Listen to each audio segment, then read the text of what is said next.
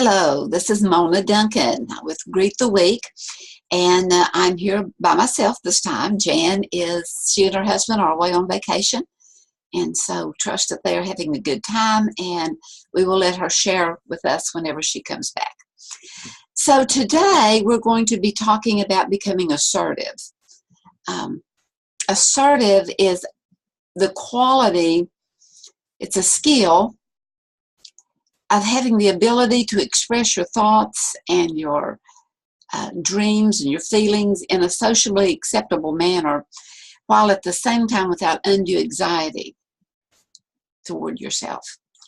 It's easy to learn, and it makes for some very effective long-term personal interaction. It is a way to put equality into relationships. It is a way to express our own interest and to stand up for ourselves, to speak up for ourselves without putting anyone else down or hopefully without harming the relationship. It is to be honest with our feelings and to express them in an honest way. That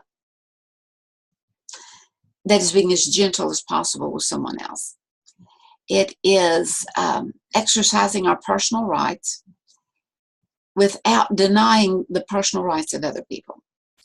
And so I wanted us to share a little bit about that and how to be assertive. And we all come into this world 100% dependent on someone else. We come in as this helpless little baby that needs to be carried around and fed and clothed and everything taken care of us.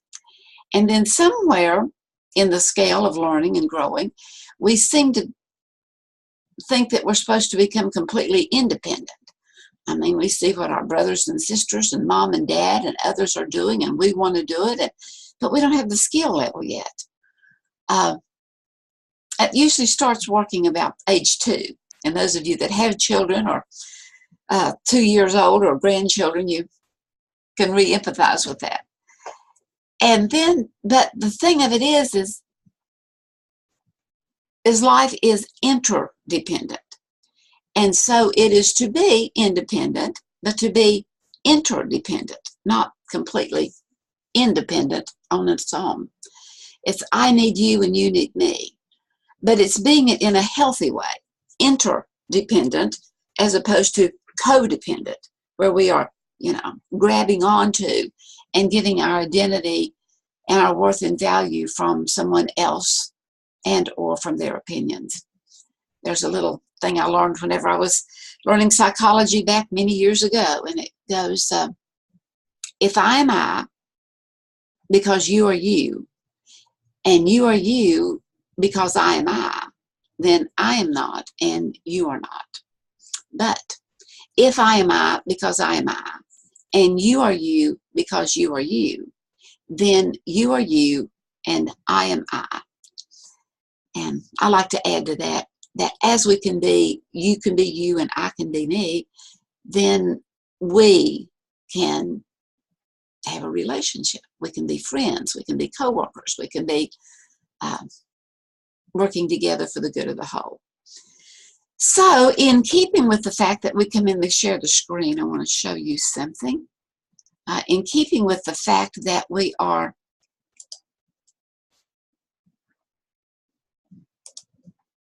coming into this world totally dependent upon someone, we also have a tendency to have basic encoding for 3 type of personalities. And learning to be assertive it's something that we learn. So we have the option, well, maybe not the option, it depends on our DNA and all of the grouping that came together for us to be us and the environment in which we're reared in. But we may be passive. And that passive, I call the passive personality a turtle syndrome, in that everything is going okay, walking across the field, out enjoying with friends and family and having a good time, until pressure comes, until there's a little bit of danger, until there's something that is not on the up and up. And then we begin to pull into our shell. The passive person has a tendency to be a pleaser, of wanting peace at all costs, of giving up themselves to make someone else happy, or at least to attempt to make someone else happy. And, that just doesn't work. And so it just doesn't bring any resolve. But eventually, even the passive person gets a crawl full. And so they will come out fussing, or using really strong words, or maybe even physical, and going over into being more aggressive. But, even though being in that aggressive mode, that didn't bring any resolve either. And after a while, we just give up and no energy and go back into the familiar of being passive. And then the aggressive person.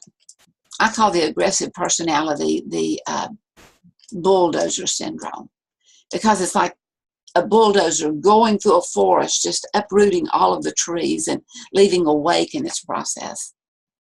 The aggressive personality has a tendency to my way, or at least be more verbal and outgoing and having opinions and so forth, and maybe more vocal to it.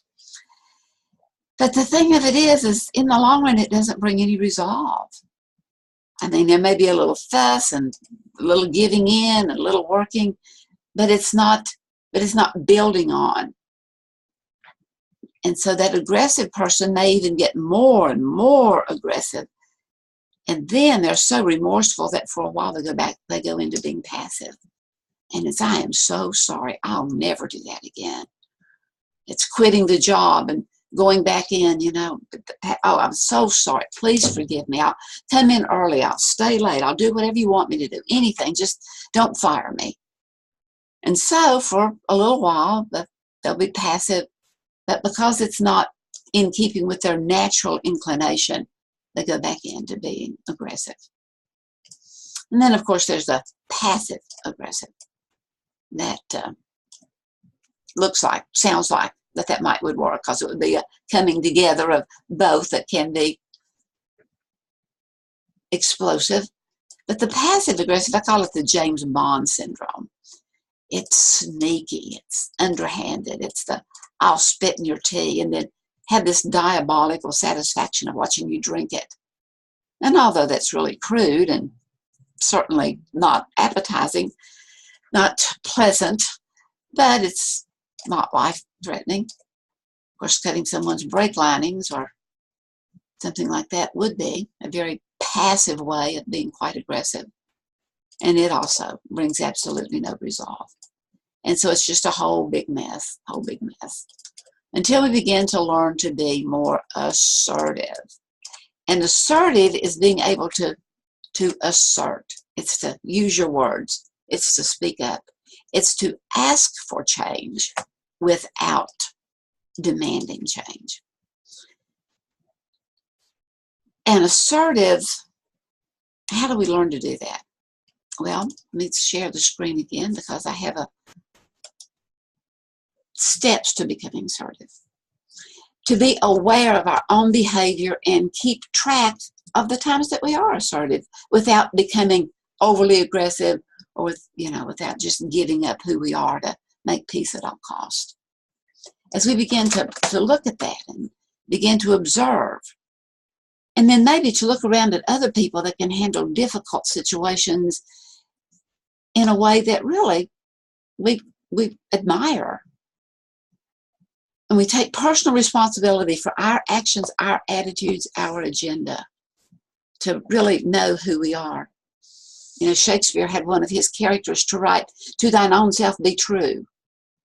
And that's not a complete statement in itself. It's just the beginning of a longer sentence. To thine own self be true, and it follows as surely as day follows night. Thou canst not be false with any other man.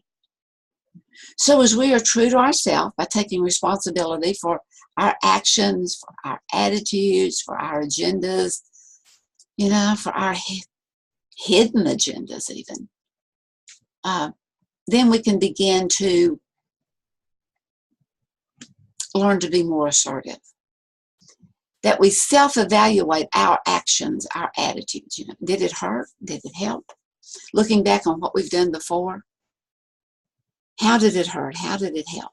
And what could I do the next time that would be more effective? That's part of the making the plan, having the plan. Imagine yourself in the same similar situation, maybe with the same person, because, you know, people know us, we know them. Sometimes we push their buttons, they push our buttons, and we just keep being this puppets on a string until we realize that, you know what, to really take control is internal control. Because the more out of control we are by letting others control our life, the more we try to control them, and or the more we let them control us. So imagine yourself going back over that same situation and thinking about how could I have handled it a little differently? How could I have said something that would have been more beneficial, that I could have expressed the way I see things? Well, this is the way I see it. I think, I feel. And maybe even whenever you do this, or whenever whenever you are late and you don't let me know that you're going to be late, I care. And I'm concerned and I'm worried and I feel disrespected because you didn't let me know. It's asking for change without demanding change. Concentrate on the situation itself, not the person's personality or your own emotions. Look at the situation for what it is. And as we can begin to look from a balcony position where we can look down, not to look down the nose at anyone, but to look on the situation, to get some feedback. Oh, how am I doing in this situation? Set goals to practice, to get honest, to get bottom line honest. Bottom line honest is where we go to the well, I was gonna go back to the whiteboard and put it back to a bunch of things that we could put some pluses and some minuses of our pluses of our background, minuses of our background, division marks and multipliers. I mean, some things are worse than others, and all of these things over a lifetime have compacted to make our personality of who we are now. And then when we would add all of that up, we're putting all of these 1, 2, 3, 4s, pluses, minuses down, and then as we draw the bottom line and do the math, and we begin to look at all of those things, because as we draw the bottom line and we do the math, that is the now, who we are right now in this situation, with this person, with these circumstances. And as we get bottom line honest, this is who I am now. And then also looking at it, do I respect who I am now? And am I okay with that? And so here's just some things to know when we are learning to be assertive. One is when I don't have to always explain myself. Now, that's not to say that we never give a definition to when someone says, well, why did you say no? Or why are you doing that? It's to say that we don't have to go into any deep, in-depth detail. That sometimes saying no it's okay. A no is a complete sentence. I can identify, sometimes whenever we're trying to explain, well, I was late because this, because that, because something else, that we can identify it was our own lack of planning rather than blaming or giving excuses for. Whenever we can see critiques as constructive, and they may be even really good critiques, or we may have seen them as being critical, and they may have been critical. But when do you want to know that the boat won't float? While it's still in dry dock, or when we're out in the ocean, or out in the middle of the lake? So if we could begin to see that, and the more it hurt, the more it stung, maybe it was more of a point that we might be better served if we listen to and adhered and thought about and took honestly the point that was made. We're learning to be assertive when we quit writing script for others to follow. Sometimes we have these things all out in our mind that leads to expectations, and that this is what will happen and this is what they'll do, and this is, no, we just let them be who they are and give their objections or their accommodations or whatever. Another is we're learning to be assertive when we can take control for the script of our own life instead of doing what we think we have to do just to please someone else. To constantly try to please or to constantly try to not please, as in your face, who cares? We're learning to be assertive when we can differentiate between those important and those not really unimportant, but less important relationships. That sometimes we need to have a lot more give and receiving and working together in work situations or in family situations than we do with others. With our close, that often we're too concerned about what's everybody going to think, rather than really caring and being more concerned about what's our child going to think, the one we're dealing with, the one we're working with. What is that one-on-one coworker going to think that we're working with? Those in the peripheral, learning to be assertive is not only being in the now, but it's working with the one individual or the group of individuals that we're working with, rather than being so concerned with all the peripherals. It also is that I can treat those unimportant or lesser important relationships with civility, with reverence, and with some kindness. Was with a couple one time. Well, a couple came to our house, and they were looking through, and it was my aunt, and she was elderly, and they were visiting us. Her son had brought her, and we were going through the house, and she was making comments about different rooms, and he was answering her very gently and politely. And then we went back and started going back through the house again, and she looked in and she said, "Oh, and is this Melinda's room?" Had been in there previously, and my cousin was just as gentle, and yes, this is Melinda's room, and and anyway, his mate was just really getting irritated at her mother-in-law. Really, we already told her that once, and although in-laws are definitely important, but even those children that don't understand, mate that don't understand, elderly people that don't understand, co-workers that don't understand, they may not be that important to us as a whole, but we can still treat them with civility and reverence and kindness. And then I can treat those important relationships in a healthy manner, and also setting appropriate boundaries.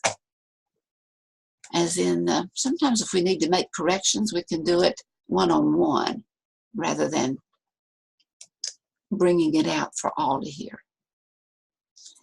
Learning to be assertive is learning to control our emotions. Realizing that the thoughts we think and the actions we take, let them lead us, rather than letting our emotions that are boiling up or getting antsy or being fearful, rather than letting them control us.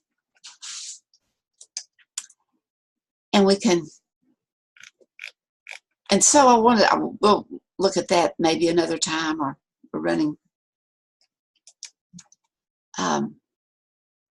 Put some verbiage that we can use. Well, the I feel when you because. It is the I feel, genuinely, honestly, looking at what your emotions are, what your what your feelings are. I feel sad, disappointed, angry when you. And when you look at the behavior only. It's not to pass judgment. It is to speak what you have lovingly observed without judging. It's to evaluate. It's to point out, to bring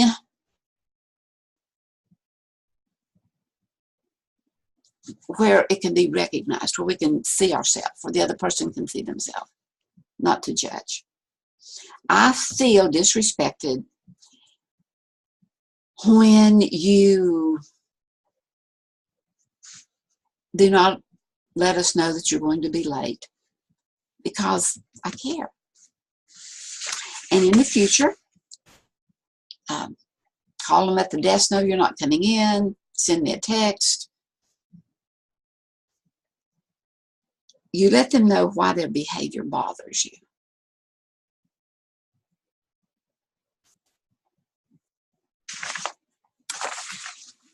And some other assertive phrases is when we're being asked a question or grilled and if you don't know the answer, it's okay to not know, or I can't respond to that right now. I need some time to think about it. If you do need some time to think about it, then think about it and then get back with the person. Be true to your word. Sometimes it's letting someone is grilling, you know. And, well, I need more information. I need to get back with you on that. It's being open and honest with what I like, what I don't like. When someone asks you to do something and deep down in your wisdom heart, you know it's not within your talent or time or even your want to, it's okay to say no. No, thank you. Thanks for thinking of me, but no thanks. Never agree to something just to be liked, because it's not necessarily mean that you're going to be liked just because you said yes to. They'll just be thankful that you agreed to chair the committee. Doesn't mean they're going to be your best friend because of it. But it's just a no thank you. A no is a complete sentence. And the why, it could be, depending on the relationship, you could state a reason why. But it could be just because I'm choosing not to. It doesn't have to be explained. In asking for a request, it's, to ask, and I need you to, something I like to use a lot, I need you to, or would you please do this?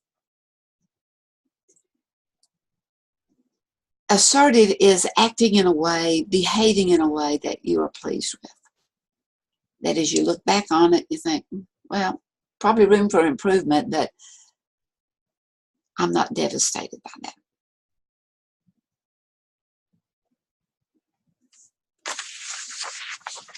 So, our time is running out. Thank you for being here. Thank you for watching this. I hope it has been helpful. Becoming assertive is to get over the need for everyone to like you or to agree with you.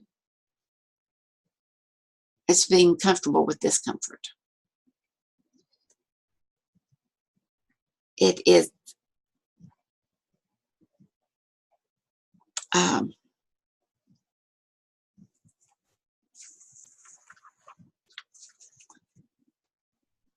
little thing I saw on the internet. It was, if dogs were teachers, here's some of the stuff that we would learn from them in an assertive way. Let others know when they invade your territory. And assertive is being firm yet kind. Firmness shows respect for you. You're trying to cross a boundary and I'm not letting it happen. Kindness shows respect to the person to whom you're setting that boundary. So, back to the lessons that we could learn as we let the dogs teach us. They let others know when they're invading their territory. Sometimes it's with a growl. But it doesn't have to be with a bite. Thrive on attention and let other people touch you. Avoid biting when a simple growl will do. No matter how often you're scolded or belittled, don't buy into the guilt and think about it and pout over it. Run right back and make friends. Now, we're not talking about abuse. I want to throw that out. Delight in the simple things like a journey, like a walk, like a talk. Jump through hoops only if you want to. And eat with gusto and enthusiasm, but stop when you've had enough. Well, thank you. I hope you have a great week.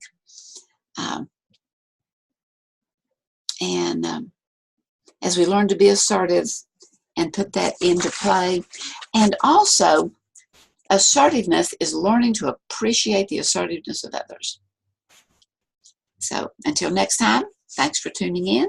God bless and go in peace.